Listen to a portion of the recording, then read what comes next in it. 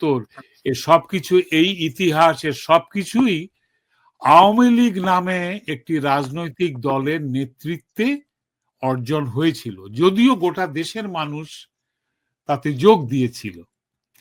এখন তুমি যদি আমাকে জিজ্ঞেস করো যে আমি মুক্তিযুদ্ধে বিশ্বাস করি কিনা, হ্যাঁ। আমি ৭১-এ বিশ্বাস করি কিনা, হ্যাঁ। আমি ৭ই মার্চ, বঙ্গবন্ধু, মুক্তিযুদ্ধের ইতিহাস, জাদুঘর, স্বাধীনতা সংগ্রাম, ভাষা আন্দোলন, ৬৯-এ আন্দোলন, এই সবকিছু আমি দেখেছি। তো আমি ভাষা আন্দোলন দেখিনি, কিন্তু অন্য আন্দোলনগুলো দেখেছি আমি। তো আমি এগুলোকে বিশ্বাস করি, কারণ আমার চোখের সামনে ঘটেছে। এর মূল্যবোধকে আমি বিশ্বাস করি, কিন্তু আমি কখনোই, আজীবন কখনোই আওয়ামী লীগের রাজনীতি আমি করিনি।